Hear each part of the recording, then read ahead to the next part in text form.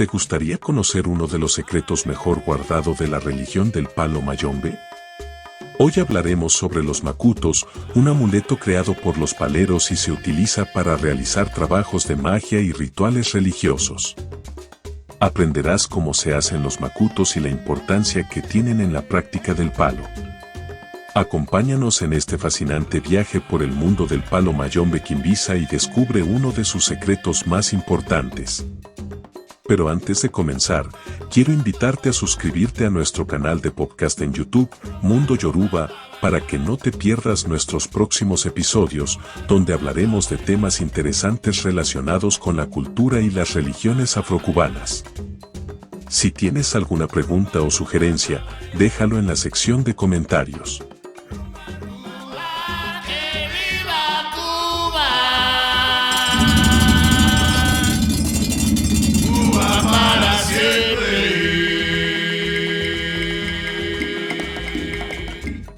En la religión del palo mayombe, un macuto es una bolsa o paquete ritual que contiene diversos elementos sagrados y simbólicos que se utilizan para llevar a cabo trabajos espirituales y rituales.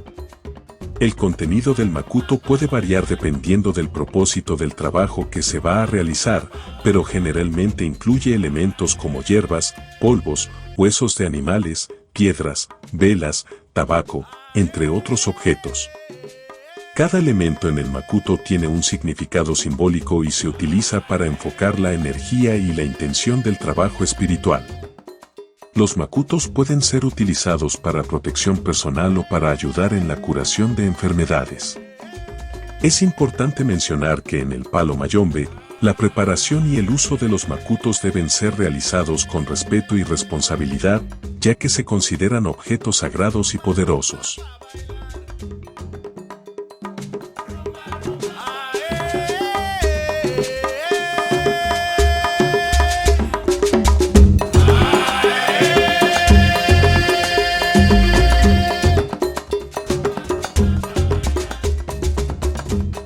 En primer lugar, debemos tener en cuenta que cada palero tiene su propio secreto y técnica para hacer un macuto, pero en general, se sigue un proceso similar. Primero, se debe hablar con el muerto o entidad de la enganga para saber cuáles son los materiales que se usarán en el trabajo. Se comienza por los palos, que deben ser fuertes y específicos para cada trabajo, como por ejemplo, el amansa guapo, la adormidera, entre otros. Después de seleccionar los palos, se continúa con los demás materiales, que pueden incluir hierbas, raíces, animales y otros objetos específicos. Es importante recordar que todos los trabajos que se hacen en el palo son a lo que el muerto dice, es decir, lo que marca con el chamalongo o por medio de un perro de prenda. Una vez que se tienen todos los materiales seleccionados, se confirma con el muerto que lo que se va a hacer es lo que resolverá el problema de la persona. Luego se procede al ritual de cerrar el macuto, que se hace con hilo. Se juntan todos los materiales, empezando por los palos, y se entizan con hilo del color que el enfumbe de su enganga haya indicado. Después de cerrar el macuto con hilo, se cubre con la firma del trabajo, que es la que el muerto indicó previamente, y se cubre con algodón o tela negra, dependiendo si el trabajo es para bueno o para malo. Se le da de comer sobre la enganga, y se sella con esperma de vela para que quede como plastificado. Es importante preguntar al enfumbe cuántos días debe permanecer el macuto en la enganga y hacia dónde debe ser llevado, ya sea para ser enterrado o para ser llevado a otro lugar. Una recomendación personal es mantenerlo al menos 3 días en la enganga después de que ya haya comido. Y así, tenemos el macuto listo para ser utilizado en el trabajo correspondiente.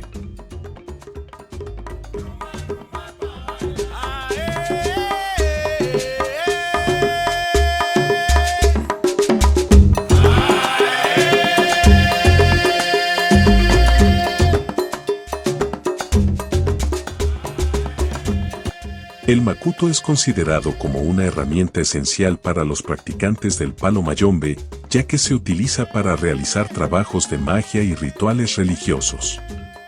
Se cree que los objetos contenidos en el macuto tienen propiedades mágicas y espirituales que pueden ayudar al practicante en sus trabajos.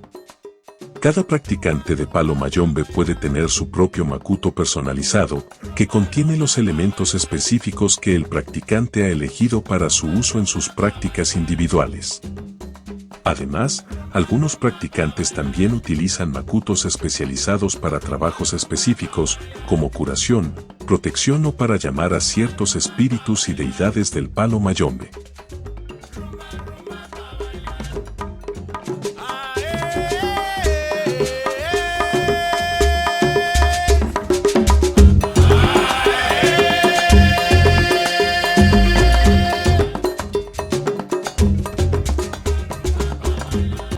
Si te ha gustado este episodio y quieres apoyar nuestro trabajo, no olvides darle me gusta a este podcast y compartir con tus amigos y conocidos interesados en la espiritualidad y los cultos afrocubanos.